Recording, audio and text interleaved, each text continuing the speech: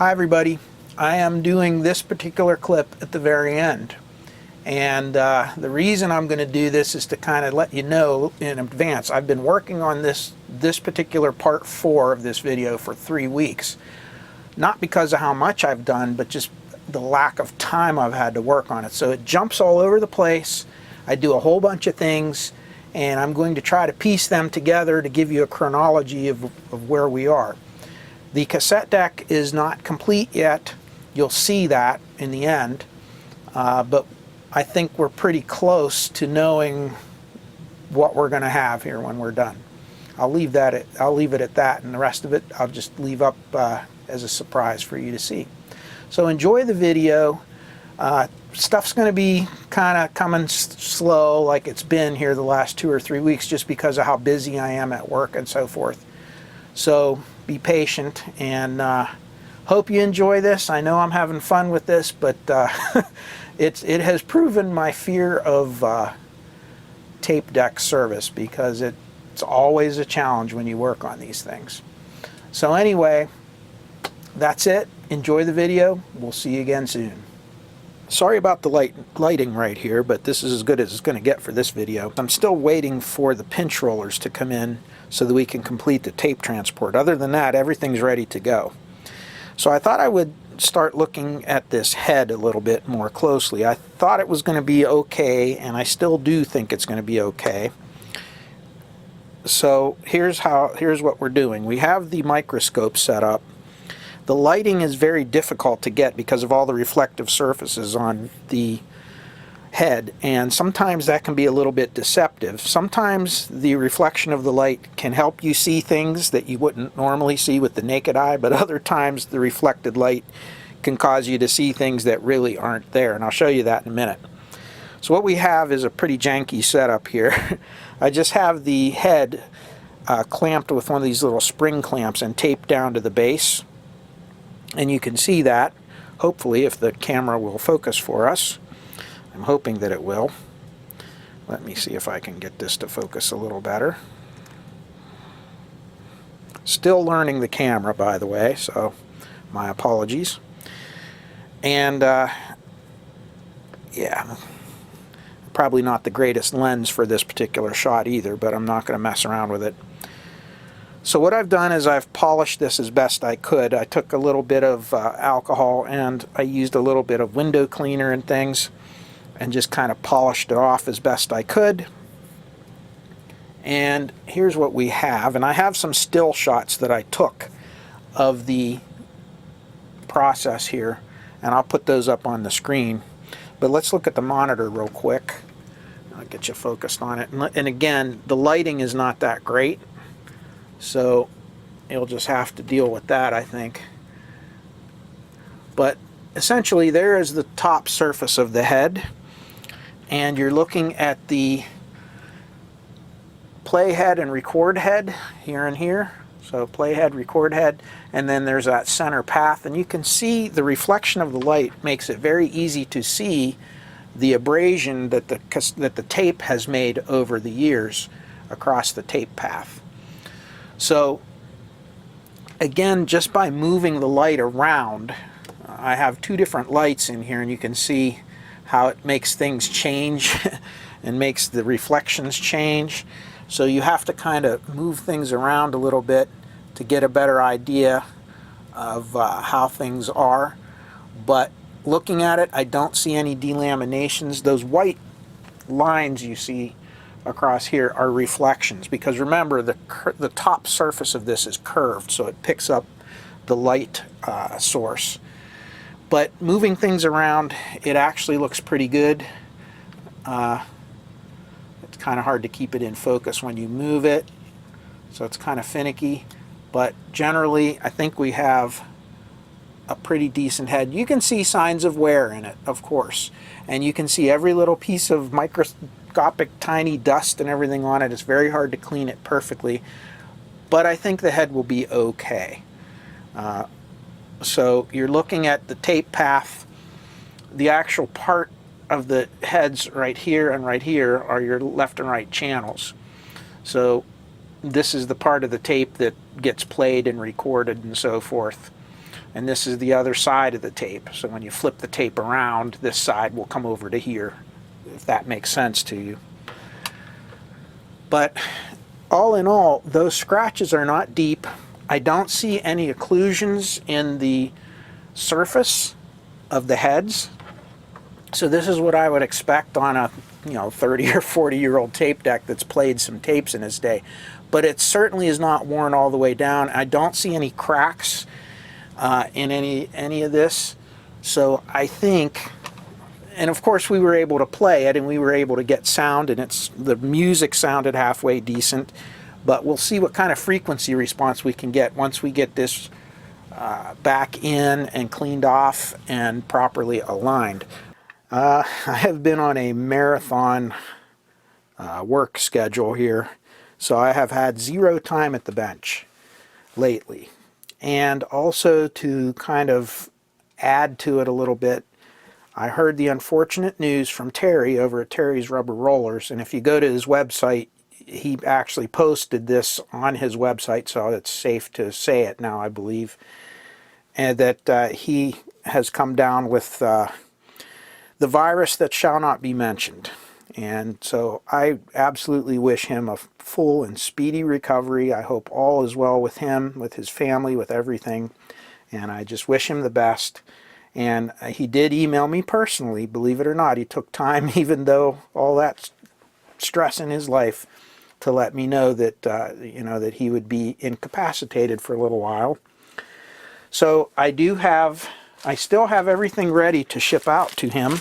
It's all packaged up, and I will send it to him as soon as he gives me the go-ahead to get the pinch rollers rebuilt for this. In the meantime, what I've done is I was able to go on eBay and procure 2 pairs of replacement rollers that I believe will fit the 1250 here. It took about a week and a half for them to come in. They have a brass hub on them. It's not of course it's not bronze, so it doesn't act as a bearing surface, but they are brass, or at least they look to be some sort of, and they look to be pretty good quality. Now, of course, we don't know that until we use it, but we're going to try them at least. The rubber seems pretty pliable, and it seems to be shaped pretty well. So we're going to put them on and see, and worst case scenario, if this doesn't work, then we'll go ahead and we'll wait for Terry to get better so that he can take care of these, and I'm sure he'll have a big back order of things, so we'll have to wait. But in the meantime, we'll try these. Alright, talking about driving tacks with a sledgehammer, I do have a proper jeweler's hammer for this, but it's down in the shop, and I don't feel like going down there to get it. So I'm just going to tap it in with this. Doesn't take much. And make sure that it's lined up with the hole.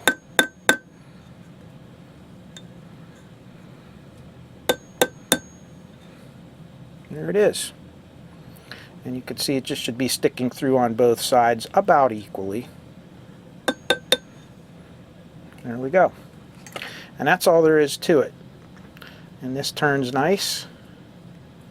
It feels nice. And we'll just see with this tire how it performs.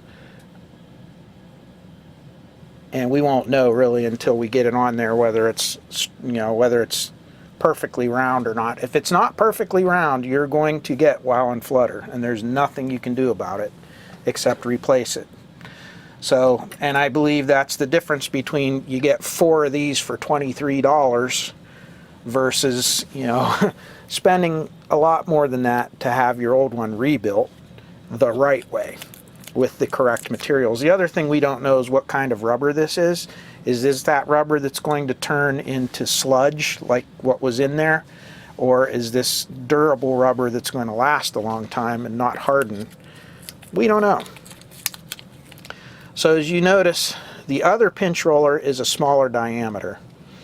And it's because of this guide right here. And this is on there because this is on the supply side. That other one will be on the take-up side, like that. And the whole purpose of this is so that if there's any kind of slack, it doesn't wind around this roller here and eat the tape.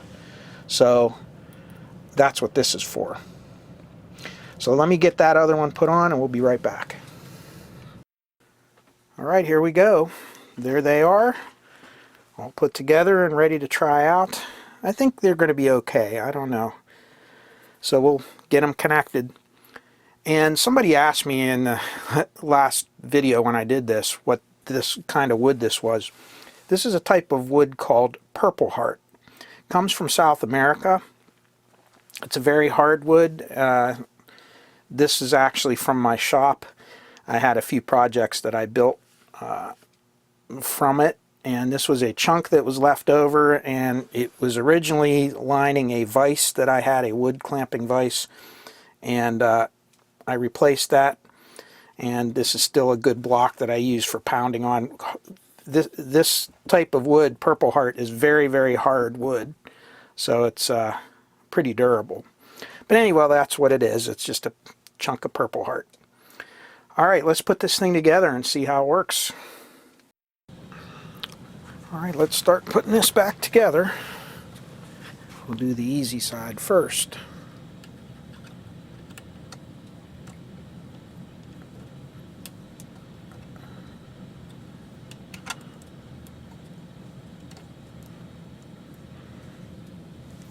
Okay.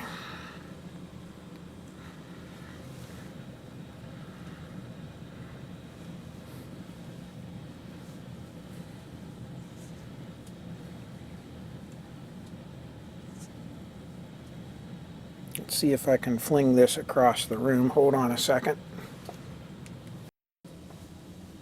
Okay, stuck a little bit of blue tack or green tack, whatever you want to call this stuff.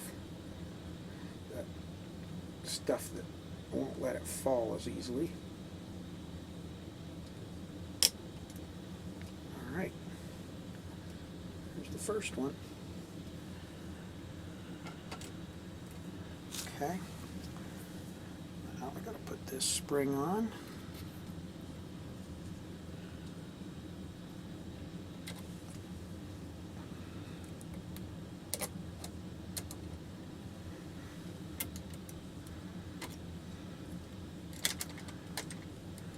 It's kind of awkward around this camera, I'll tell you.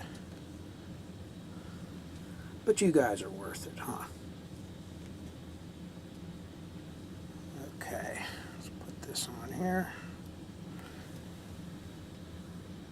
and somewhere I had a nut driver that would fit this while I block the camera,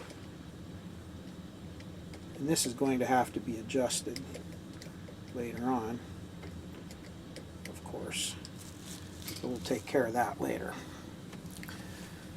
Okay, let me find a blank tape and we'll stick it on here, just to kind of get a rough idea of where this has to be.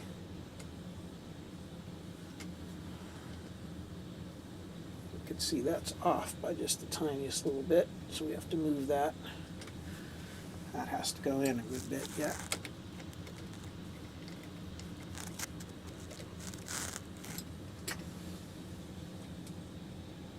Let me move the camera here around so you can see what I'm doing. Okay, now you can see here's the tape in here, and of course this is a rough adjustment. When we get everything in there we'll have to look again, but as we go up we just want to see how this engages with the pinch roller, and it looks to be not too bad. So if you look, I'll point it out to you here. If you look right here is that little fork that's above the pinch roller. And the idea is I want the tape to be centered right on that fork, at least for now. And you can see it's pretty close. I might need to go down just the tiniest little bit, but I think that's really close right there. This side doesn't have an adjustment. If you notice, it's kind of already self-adjusted. this side here is the one you adjust. You just move it ever so slightly. You move it up. That's pretty close.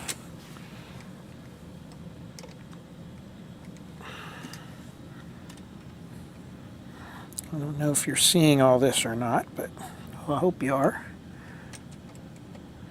Okay, that doesn't look bad. Okay, that's all set. So we're ready to install this unit back into the tape deck. Another thing, I finally received from fixyouraudio.com the new idler tire, so I did install that as well. So this is all new. Everything's really in good shape right now, so get her installed. Alright, we stuck the transport back in and we're playing the tape, and I'm pretty happy with the results.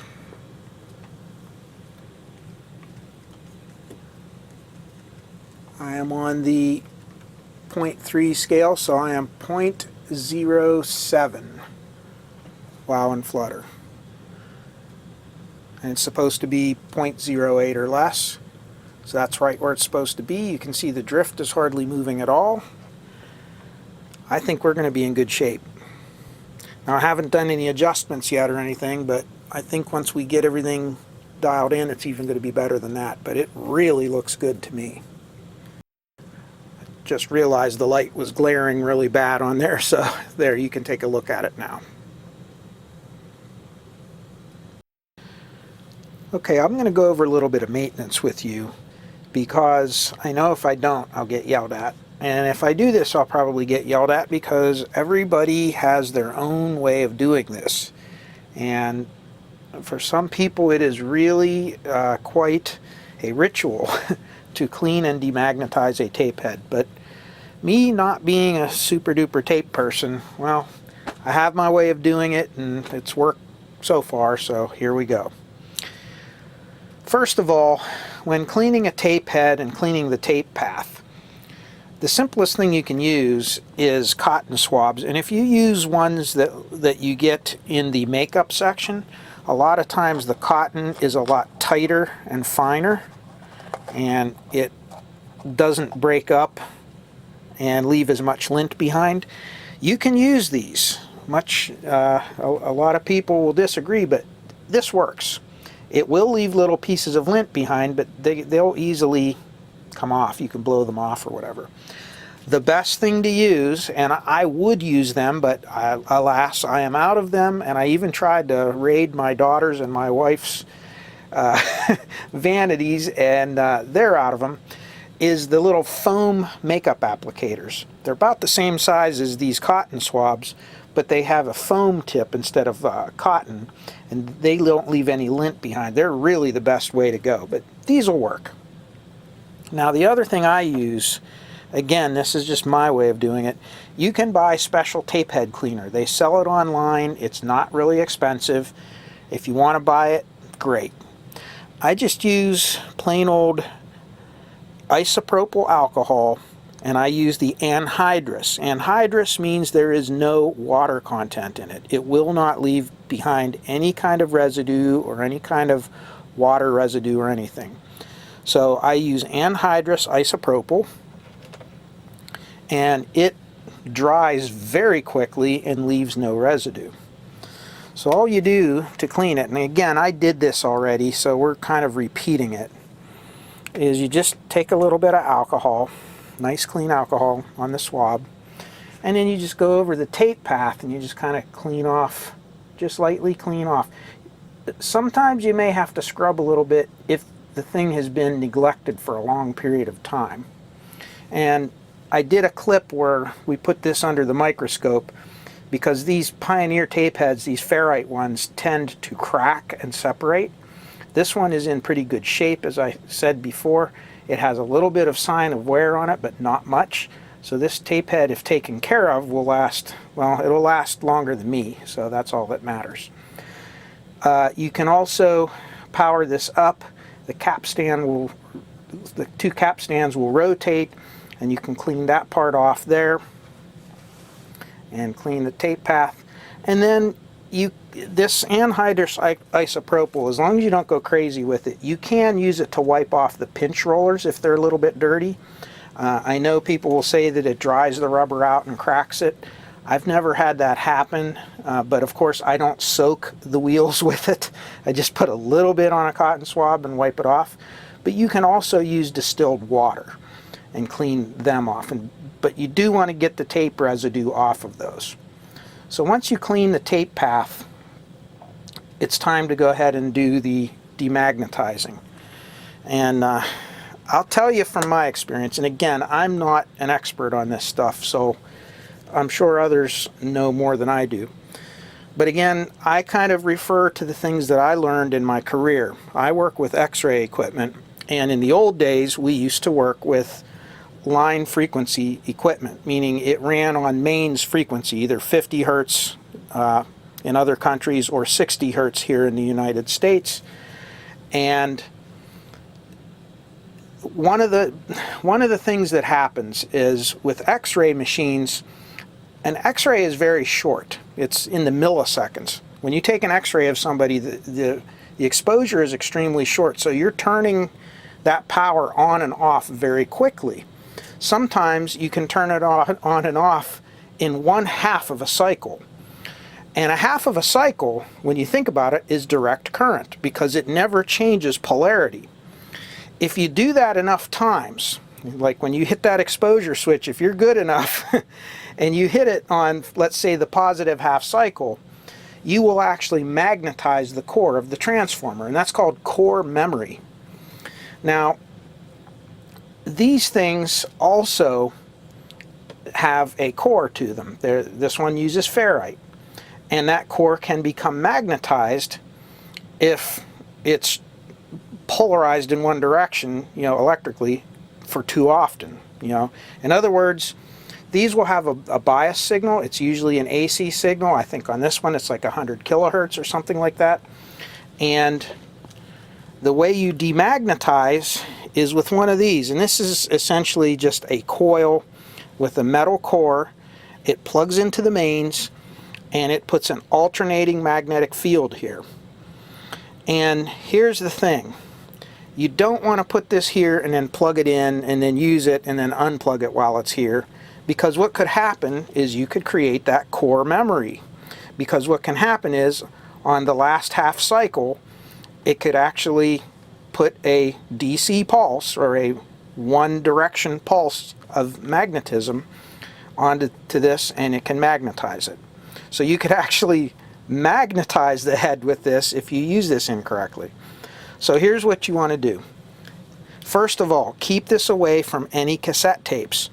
This can rearrange the little ferrite, or the particles on the cassette tape, and if not erase the music or the recording, it can definitely degrade the quality of the recording. So keep this within 3 or 4 feet away from any cassettes or any recording media so you don't damage it. The other thing is, when you turn this on and turn it off, make sure you have it away from the deck because of that core memory thing I was telling you about. So what we're going to do is we're going to take this. I'm not going to do it because I already did this, but you would hold it away. I'm holding it off to the side. Plug this in. With it plugged in, you come in just kind of slowly, you don't come flying in, and then you move this over top of the head like this, kind of I do just a circular pattern like this without touching the head, and then I just kind of start working my way back, and then when I get about 3 feet away or so, I unplug it and depower it, and it's demagnetized. That's all there is to it. A magnetized head will definitely give you degraded signal, and it will also could possibly damage the tapes if it's too magnetized. So I hope that helps with that. Again, this one's already done, so I'm not doing it again. But that's all there really is to it. And that's really all this is. And you can probably make one of these with a coil and a piece of iron. But these are so cheap to purchase online. There's no reason not to just purchase one. And these come with the little plastic cover, so if you do come in contact with the head by accident, you won't scratch it. So that's all there is to it. I mean, the maintenance is done, and the thing should be ready to go. Now, on this one, since we've done so much work and we had the heads removed and put back on, I'm sure that it's not optimally aligned. So we're going to adjust the tape azimuth adjustment, and we're going to check the tape path, and then we'll see what our frequency response is like. We're now going to start with the capstan motor lock range adjustment, and what we're going to do is we're looking at TP2 and TP1 according to the book. We're going to adjust this pot, and what we want, picture's worth 1,000 words. They show you this waveform here, and you can see channel 1 is going to have this little pulse here, and then you're going to have this square wave on channel 2. And the idea is they want this leading edge of the square wave to be centered to that little pulse, and they want it to be plus or minus within plus or minus 0.3 milliseconds. So we're just going to adjust it till it's within this range here. This is what you're allowed to have. So if it's outside of there, and you can see right here they're showing you when it's ideal what they want. So that's what we're going to look at, and we're going to try to get that to line up like that. You can see how that's kind of holding that in there, locked in. And what we want to do is we want to bring this leading edge and this edge right here onto this right in the center there. So we're going to move it just a little bit.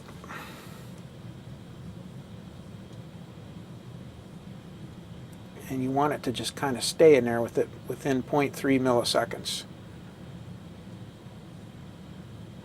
I think that's pretty good right there. And we're at one millisecond per division, so each is 0.2 milliseconds. So we want it to stay basically within one of these little mini graticules in here, and it is, you can see. You can see that's moving back and forth, and that's the actual quartz lock holding the motor at speed. All right, I think we're good there. Okay, this next one, I hope I'm doing it right. We want to connect our frequency counter to TP1. We're going to adjust this pot, and the idea is we want to check what it is. We're playing a tape. We're going to check with the quartz lock on what the frequency is. We're then going to jumper pins 1 and 4 on the board, which is going to disable the quartz lock, and it should be the same frequency within 6 hertz, plus or minus 6 hertz. And if not, we're going to adjust it until they match. So going up here, we'll find out, but I have a feeling this is going to be really, really touchy. And I'm going to shut off this overhead light so you don't get so much glare. And I'm going to move this light up here so you can see a little bit. How's that? There we go. And when I put the jumper on, make sure I'm getting on the right pin because now I can't see. Here we go. 60509.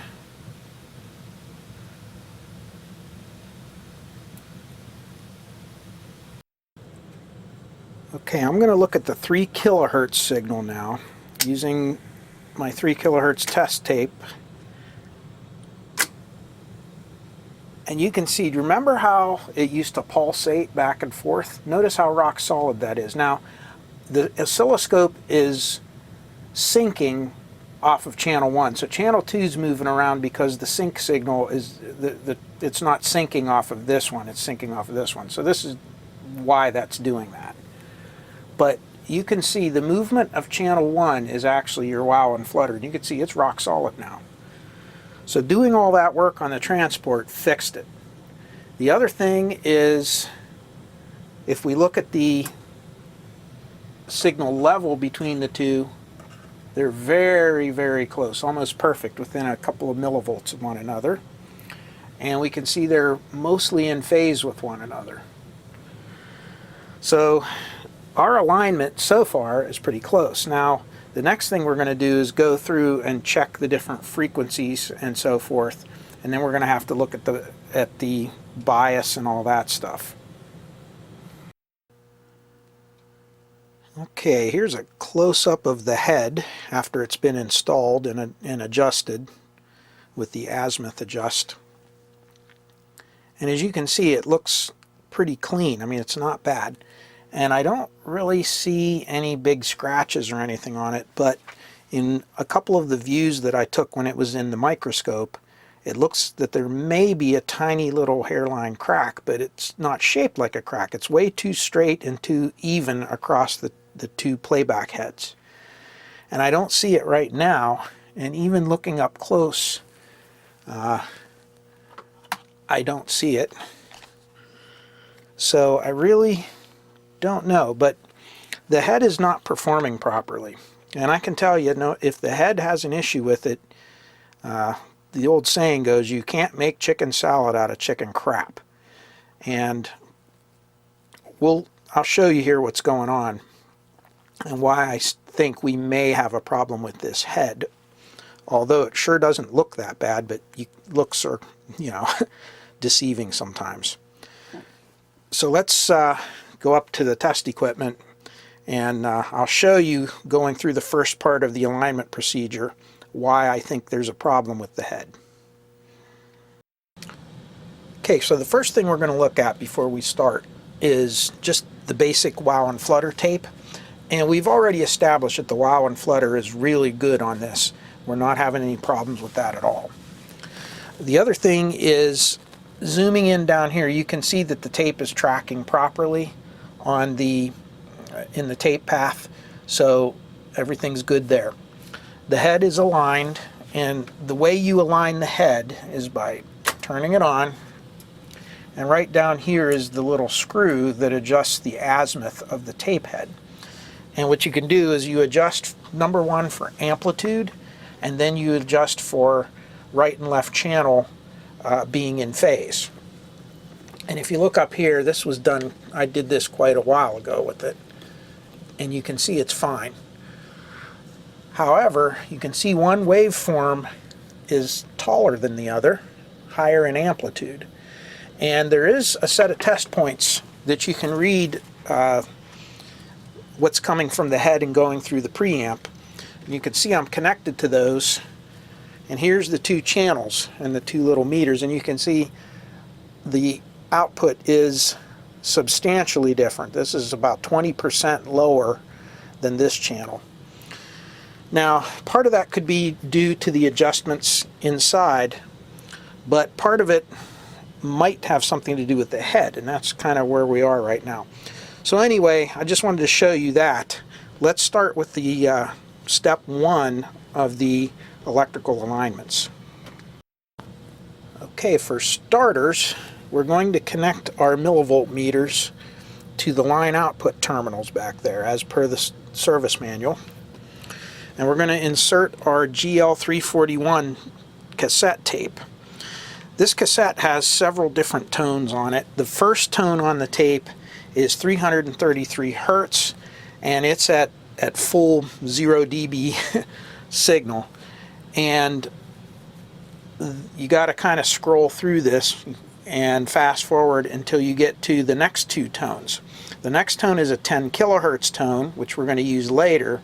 The one after that is going to be another 333 hertz tone, and that one is at negative 20 dB, and minus 20, I should say, minus 20 dB. And the idea is they want us to take the volume controls, or the semi-fixed volume controls, which is the VR103 and VR104, and those are over here. It's these two pots right here, this one and this one, and they want us to turn them up all the way to the maximum. Okay, just like that. Then we're going to play the tape, and we're going to read the display of the millivolt meter for both channels. Now, right now, we're not so concerned as if they're the same. We're just concerned with what the numbers are, and we're going to write those numbers down so we remember them. Okay, sorry, I connected to the wrong terminals. I'm just hooking up to the, like I said, the line output terminals. These are the input terminals. So right here is where we're going to go. And we're going to play the tape, and we're going to see what kind of output we get. And you can hear it play. And right here, these are the two numbers. So we have 181 millivolts, and we have 175 millivolts. So you can see they are not exactly the same, but that's okay, they're close. That's what we're getting right now. Again, nothing's aligned yet. Now the next step. Now for the next thing, we want to rewind back to the 10 kilohertz tone, and I set the auto stop to that part. And we're going to hit the button again,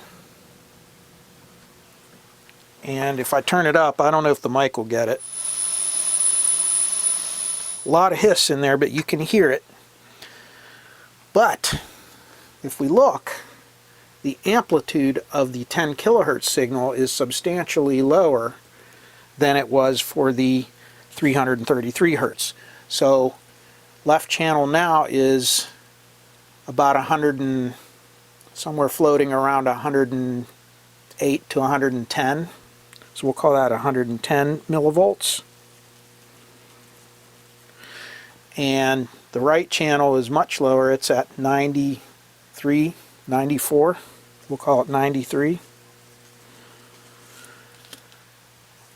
And so that's a drop off. Now remember, as we talked, when you look at the equalization curve of audio cassettes, there is that 5 kilohertz knee point, and then as you go above 5 kilohertz in frequency, it attenuates the signal.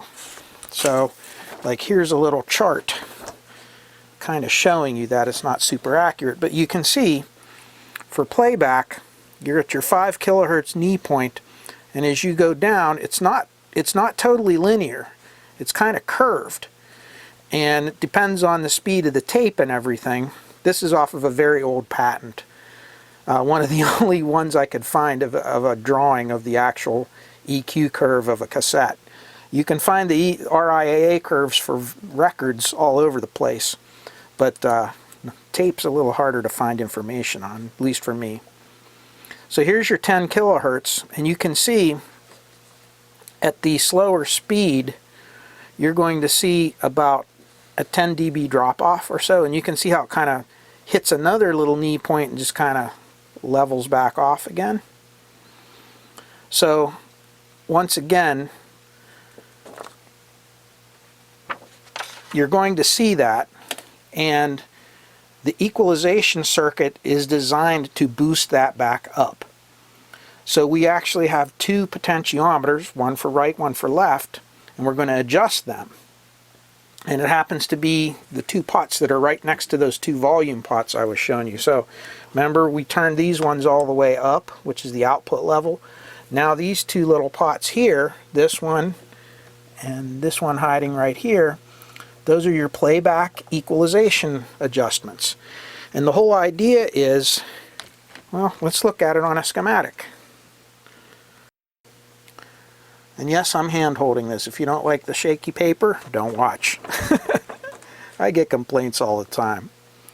Anyway, you can see here's the playback head, goes through this JFET, goes through this couple levels of amplification, but then you can see it gets to this stage right here. Okay, and you see this little dotted line here. There's a coil and a capacitor. That's a little filter network, and that's key to this equalization circuit right here. And you can see this potentiometer in here that you're using to bypass that somewhat. Okay, so depending on where we put this resistor here, you're changing the influence of this circuit. So what we're supposed to do is adjust this until the 10 kilohertz amplitude is the same as the 330 hertz amplitude. This has a much greater influence on high frequencies than it does on the lower frequencies. So that's the whole principle of what we're doing here. Now this is all tuned. This is all designed for this particular head. You can't just stick any replacement tape head in there because it has a different impedance curve. So just to say whack a different head in there other than the one designed for these cassette decks, not going to work without modifying all this stuff here, which is kind of beyond what I want to get into. But anyway, this is what we're going to do. We're going to try to adjust this, and we're going to try to bring those two levels equal. In other words, I don't want left and right to be the same yet. I just want this number and this number to be the same, and I want this number and this number to be the same. And you could see I have to almost, but not quite, double the amplitude on this one, and I got to come up even pretty substantially on this channel, although it's a little bit closer. Let's try it. Okay, if all goes well, when I turn this on and start adjusting those two pots, you should see this one, we want it to come up to 181 millivolts, roughly, plus or minus a little bit. And we want this one to come up to about 175 millivolts, plus or minus. So here we go. And we're running it. And if I go to the right channel,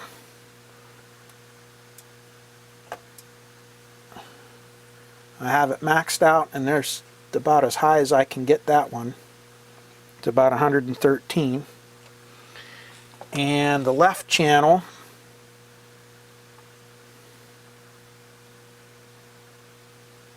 I can get it to about 160, 158, 160, something like that. So you can see both of them with those two pots maxed out. I cannot get enough gain to make these equal. Now, of course, the guy's talking again. I got to back it back up. Let me start over again. Ran out of tape. The track is only so long. So here we go again. So you can see they're maxed out. And they'll fluctuate a little bit because of all the hiss in the tape and everything. You can't help that. But we cannot get the amplitude to be as high at the high frequencies as we can at the low frequencies.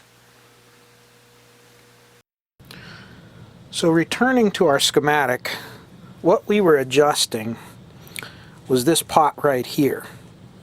And you can see this little filter network in here that goes back to this input JFET from our tape head, from our playback head. And you can see it consists of two capacitors and a resistor that go back here. And by adjusting this, we're adjusting the amount of feedback into that. And of course, these are, I believe these are high-pass filters, the way it's set up.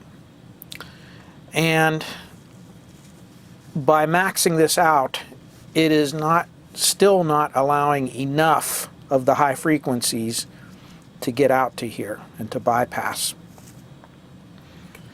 So once again, in pre-emphasis, I believe on tape, the high frequencies are boosted. So on de-emphasis, when you're playing back, you have to attenuate that high frequency back down. But if the tape head is not reproducing the high frequencies sufficiently, they're already attenuated by the tape head being faulty. So what ends up happening is you're attenuating it even more through this filter circuit. And no matter how much you change this, it's not going to be enough. Now, what can we do about this? Well, the right thing to do would be to replace the tape head if that in fact is what the problem is. I did look at these capacitors. You have one here, you have one here, you have another one here, another one here, and then you have clear over here is another one. And then it goes out to this final stage here, and there's your outputs. And this is your Dolby chip right here, and pretty much this just passes the signal straight through if you don't have Dolby noise reduction selected. So that's what this is. But really, the magic is happening here. It's really, when you look at it, it's not a very complicated circuit. And this is where we're not able to adjust.